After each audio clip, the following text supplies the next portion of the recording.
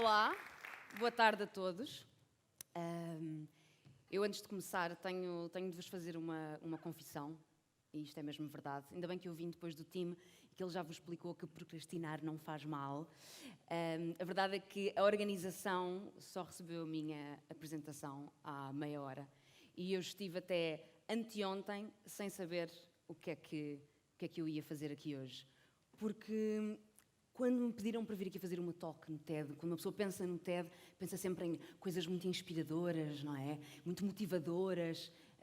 E este tema, o Inspiring Moves, Propose, pensei, o que é que eu vou fazer? Eu já vi TEDs que mudaram a minha maneira de ver, a minha maneira de pensar, a minha maneira de sentir. O que é que eu tenho para dizer? Eu tenho visto TEDs quase todos os dias e de repente quando me convidaram, eu não sei o que é que vou fazer, eu não sei. E eu só decidi anteontem. Então se calhar vamos começar por aqui, por me apresentar. Eu sou a Diana, sou de cá, sou de Alcobaça, e o meu primeiro emprego foi aqui, na Rádio Sister, aos 12 anos. Eu fui bater à porta da rádio e dizer que queria trabalhar e eles deixaram. Não era bem emprego, não é? Porque eles não me pagavam, era só trabalho. E eu, desde muito nova, que soube que queria ser atriz. Eu não sei se sabia exatamente pôr um nome naquilo que eu queria fazer, mas quando eu descobri, quando encontrei uma escola de teatro, eu sabia, é isto que eu quero fazer. Então eu tinha 15 anos quando eu fiz o meu primeiro contrato. Eu disse aos meus pais que queria seguir teatro. E os meus pais, claro, como qualquer pai sensato de uma adolescente de 15 anos, que acha que consegue tudo, disse, não, tens 15 anos, não, acalma lá os cavalinhos, não vais sair daqui. Porque eu queria estudar teatro em Lisboa, numa escola profissional de teatro de Cascais. Eu não queria esperar até à faculdade. E então eles não me deixaram. E eu quis tanto, que eles me prometeram deixar-me fazer as audições, mas com umas certas condições. Eu, é? Então vamos falar de condições? Então esperem que eu vou fazer um contrato convosco. E esse foi o meu primeiro contrato. Eu obriguei os meus pais a redigir um contrato em que eles me punham as condições deles. E as condições deles era, eu tinha de escolher um curso, à minha escolha, cá em Alcobaça, para fazer o 10º ano, ficar pelo menos um ano, eu não podia dar faltas, eu tinha de ter uma média superior a 16, ser uma boa aluna, ser uma filha exemplar, ficar afastada de problemas, portar-me bem. Se eu conseguisse cumprir isso tudo depois de um ano, então eles ponderariam deixar-me ir fazer as audições. Ok. Contrato feito, redigido, assinado, os meus pais assinaram e eu levei aquele contrato muito à letra. Passado um ano, já os meus pais não se lembravam que tinham feito esse contrato comigo, passado um ano eu fui ter com eles e disse, está aqui o contrato, está aqui a minha caderneta, eu fiz aquilo que vocês me pediram, eu não tive faltas, eu escolhi um curso aqui, eu tive uma média superior a 16, eu formei uma série de clubes na escola, estive à frente de uma data de organizações. Meus pais acharam, mas não te passou isto? Não era só uma ideia parva? Eu disse, não, está aqui, tem isto tudo, vocês assinaram, eu cumpri a minha parte, cumpram agora a vossa. Eu já sei quando é que são as audições, já me inscrevi, vou fazer as audições, sei quais é que são os autocarros e já sei até de um quarto que eu posso alugar lá em Cascais. Como é que é? Levam ou vou sozinha? Isto sou eu, com 16 anos, na minha primeira peça na escola de teatro. Eu fiz as audições, meus pais foram comigo, eu entrei em primeiro lugar na escola e depois deles verem e falarem com os professores e verem quão feliz eu estava lá, com 16 anos, eles não podiam dizer que não. Os meus pais nisso foram muito encorajadores. E eu fiquei. E então hoje estou aqui, 16 anos, depois desta fotografia. Não mudei muito, mas não, sou igual. Não sei se há alguma altura em que vai cair tudo. E eu tenho sido atriz nos últimos anos, nos últimos 16 anos, é só isso que eu tenho feito, felizmente. Eu tenho trabalhado em televisão, tenho trabalhado em teatro, faço locuções, faço dobragens, faço um bocadinho de tudo. E podia-vos falar de vários trabalhos que eu já fiz, coisas boas, coisas menos boas, algumas dificuldades, a quantidade de vezes que eu já pensei em desistir, mas vai tudo de volta para o contrato que eu fiz. Eu penso sempre naquele contrato que tinha umas letrinhas muito pequeninas, não tinha, mas faz-te conta, uma cláusula que dizia não desistas. Se tu lutaste tanto para os teus pais assinarem este contrato e para cumprirem este contrato, então vai até ao fim. E há sempre 2 barómetros pelos quais eu me sigo, que são os meus princípios morais e a minha ética de trabalho. E isso tem-me feito chegar até aqui. E eu estou muito contente com o meu percurso até agora. Podia-vos falar disto tudo, histórias do meu percurso de representação, mas acho que isso não vai ser suficientemente inspirador. Podia-vos falar também das minhas experiências de voluntariado. Eu comecei aqui em Alcobaça, no Rotaract, que é um programa do Rotary Internacional que desenvolve programas de liderança para jovens através do serviço à comunidade. Podem ser projetos de todo o tipo, são jovens que escolhem, com crianças, com idosos, de âmbito ambiental, o que nós quisermos. E eu comecei aqui, em Alcobaça, quando tinha 15 anos, e na altura depois mudei para um outro clube em Lisboa, e em 2015 eu decidi mandar-me para o Quénia. Uns meses, nós estávamos na altura em Lisboa a ajudar um projeto no Quénia, e pensei, deixa-me lá espreitar ao Quénia como é que aquilo funciona, para ver o que é que nós podemos fazer mais. E fui. Eu fui para Nairobi, a capital do Quénia, para Kibera, a maior favela da África Oriental. É uma favela que tem 5 milhões de habitantes, mais ou menos, ninguém sabe muito bem, porque não há censos, ninguém sabe quantas pessoas morrem, quantos nascem. Só uma parte da favela é que está eletrificada, uma outra parte é que tem água, às vezes os dias não coincidem. Estamos a falar de famílias com 10, 11, 12 membros que vivem todas confinadas num espaço de 4 ou 5 metros quadrados, sem saneamento básico, com condições muito precárias a todos os níveis, em que ninguém é dono da sua própria casa, se é que podemos chamar casa a isto. É o governo que é dono destas casas, portanto, estas pessoas não têm esperança. A esperança é muito escassa, não fazem ideia do que é que vai acontecer e não têm consequências das suas ações. E foi aqui que eu tive o meu primeiro momento pau, que algumas pessoas chamam de chapada na cara, outras pessoas que chamam de murro no estômago. Eu gosto de usar uma expressão da atriz Ana Bola, que eu adoro, que é, e vou-vos dar uns segundos para vocês imaginarem esta imagem, que é levar com um pano encharcado nas trombas. Dói, não é? Não é bonito? Foi isso que me aconteceu. Eu fui para Kibera achar que com os meus ensinamentos ocidentais de branca, que conseguia ensinar-lhes alguma coisa com as minhas falinhas mansas, com os meus princípios de educação. Eu achava que podia mudar o mundo, lá situado na pequena Kibera, com aulas de teatro, imaginem, com aulas de teatro. Eu achei, não, eles se calhar precisam muito estar em contacto com as suas emoções, né, expressarem-se. Não, acreditem, não funcionou, durou um dia. Eu tinha ao meu encargo, durante algum do tempo em que eu vivi lá, tinha comigo estas duas crianças, o Brian e a Mimi. A Mimi era seropositiva, eles eram irmãos, e decidiu-se, a dada altura, que eles ficavam melhor comigo do que com o pai. E isso aconteceu até uma determinada altura em que eu percebi que eu podia a qualquer momento ser acusada de rapto. E justiça lá não funciona, na favela é a lei da selva, portanto, acreditem, eu não queria ficar presa num país como o Quénia, muito menos naquela favela. Mas durante o tempo em que eles viveram comigo e estavam ao meu encargo, nós fazíamos todos os dias um percurso da escola para casa, a pé. Eram 6 da tarde, mas como a favela não estava eletrificada, estava escuro como breu. E tudo naquela favela era tão diferente daquilo que eu conhecia, as coisas eram sujas, a língua era diferente, os cheiros eram diferentes, não havia nenhuma referência que me remetesse à minha vida, à vida que eu conhecia até ali. Então a única coisa que me fazia sentir algum conforto ou próxima com a minha vida, a minha realidade, era a lua e as estrelas. E então nós, quando andávamos até casa, eu falava-lhes sempre na lua, as estrelas, as constelações, já viram a fase da lua, a semana passada não estava assim, agora vai mudar. Nada. Não queriam saber patavina, não me prestavam atenção nenhuma, continuavam a brincar, a olhar para baixo. Eu disse, mas porquê que vocês não querem saber destas coisas? Estou-vos a ensinar coisas, pá. E eles nada. Até que há um dia, e aqui foi o meu momento pano encharcado nas trombas, até que há um dia que ele, o Brian, vem ter comigo e diz, olha, eu já sei responder à tua pergunta. Sabes porquê é que nós não queremos saber sobre a lua e sobre as estrelas? Nós nem sequer sabemos se vamos comer nessa noite. E eu pensei, claro, é isto mesmo, que estupidez. O que é que eu quero tentar ensinar a esta gente? Não adianta, primeiro tenho que aprender e só depois é que posso tentar ensinar alguma coisa. E eu aí percebi, o meu tempo aqui vai ser muito mais útil se eu usar de uma maneira que para eles seja útil também. Então, a partir daí, eu fiz uma descoberta incrível, que é, há 4 homens ingleses muito, muito inteligentes que diziam uma coisa importantíssima. All we need is... Ba-ba-ra-ra-ra. All we need is... Exatamente. Então, a partir daí, eu pensei, é a única coisa que eu posso fazer por eles. E não vou estar a fazer jogos e mímicas e ensinar-lhes nada, porque daqui a um tempo vou-me embora e isto vai ficar tudo igual. Então, eu só lhes vou dar amor e carinho. E a partir daí, os dias eram assim, de beijos e abraços, deixá-los tocar na minha pele, que era uma pele diferente, o meu cabelo, que era diferente, mostrar-lhes fotografias, coisas minhas, ensinar-lhes coisas, mas coisas práticas, nada que eles fossem levar, escrever no livro, ninguém se vai lembrar de nada daqui a um mês sequer, mas iam-se lembrar do amor que eu tinha para partilhar com eles. E esse foi o ensinamento mais importante.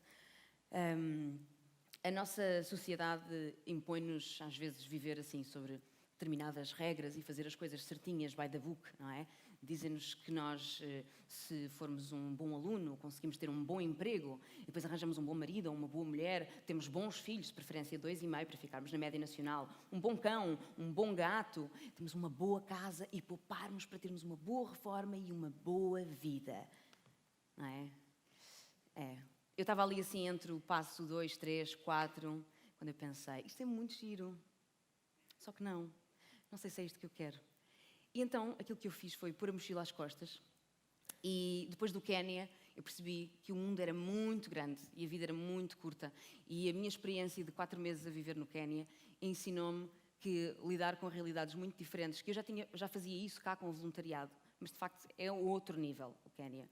E eu percebi que me tinha transformado numa pessoa muito mais tolerante, muito mais aberta a outras culturas, outros horizontes e que tinha ganho um autoconhecimento que eu nunca conseguiria cá com nenhum curso.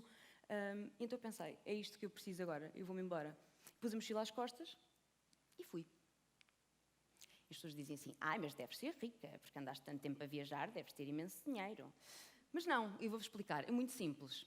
Aquilo que eu fiz foi, pratiquei o desapego. Há tanta porcaria que nós temos em casa que não precisamos. Acreditem, eu percebi isso tudo depois do Quénia. Nós não usamos metade das coisas que temos. Então eu agarrei em tudo que tinha lá em casa, que eu sabia que não precisava. Comprei uma licença para ir para a Feira da Ladra. Custou-me 4€.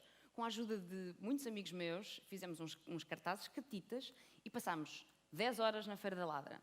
10 horas depois, só restou esta mesa, que eu decidi dar, deixei um papel a dizer, dá-se esta mesa, devolver o karma, e consegui 350€, que foi aquilo que me custou o meu bilhete de ida para a América do Sul. Eu fui com um bilhete de ida, só. Eu não sabia o que é que ia fazer, para onde é que eu ia, eu fui sozinha, não sabia quando é que ia voltar, se ia voltar, e pirei-me. Fui 8 meses, em 8 meses fiz 8 países, e este era mais ou menos o meu plano inicial. Se bem que eu não tinha bem um plano, mas tinha uma ideia geral. Que seria começar na Argentina, este era o meu plano, mas quando se viaja sozinha, as coisas acabam por mudar um bocado. Conheces alguém inspirador? Eu vou contigo. Estás num sítio, afinal não gosto tanto disto, vou para outro lado. Ou chegas a um lugar e conheces um grupo de pessoas fantásticas e pensas, vou ficar como eu fiquei 2 meses num sítio. Então este acabou por ser o meu plano. Eu comecei no mesmo sítio, é verdade, mas foram umas voltas um bocado diferentes. E mesmo assim as pessoas dizem, mas também é preciso dinheiro para viajar lá fora. Mas há uma coisa que nós portugueses somos muito bons. Que é, nós inventámos, e lembrem-se disto, fomos nós que inventámos o deixar a toalha na praia para marcar lugar. E nós inventámos outra coisa muito boa, que é o desenrascanço. Então aquilo que eu fazia enquanto estava a viajar era trocar trabalho por alojamento e por comida em alguns dos sítios que eu achava mais caros ou onde eu queria ficar mais tempo, e isto tudo em low cost. Eu gastei menos dinheiro a viajar do que a viver a minha vida normal cá. Então aquilo que eu fazia eram trabalhos, aceitava todo o tipo de trabalhos. Eu fazia jardinagem, um manjericão na minha casa não sobrevive 2 dias. Reparem, mas eu fazia jardinagem. Eu fazia limpezas, eu tomava conta de crianças, eu cozinhava, eu trabalhava em hostels, fazia camas, organizava aulas de dança, de yoga, tudo. Basicamente, tudo acabava por se resumir um bocado à limpeza, porque eu respondia a anúncios, houve um anúncio que eu respondi que pediam um gestor de redes sociais, social media, para um hostel. E eu candidatei-me e fui aceite. E cheguei lá, não era um hostel, era uma casa de uma família brasileira. E eu disse, não é bem mídia, é limpeza, não é? É limpeza. A mídia a gente não tem, é limpeza. Boa. E como eu me tinha proposto a fazer tudo e só desistia se sentisse que a minha vida estava posta em perigo, então eu fui. Eu fiz este contrato comigo mesma. Eu vou até ao fim, sem saber onde é que eu ia acabar. E as pessoas perguntavam, mas não tens medo? E podes ser assaltada, e podes ser violada, e podes-te perder, e vais perder trabalho. Isso não faz sentido nenhum, tu és louca. Ok, há coisas que não dependem de mim, é verdade. É preciso estar muito atenta. Mas há uma coisa que depende de mim. E é uma coisa que todas estas pessoas aqui atrás têm. Que é o quê?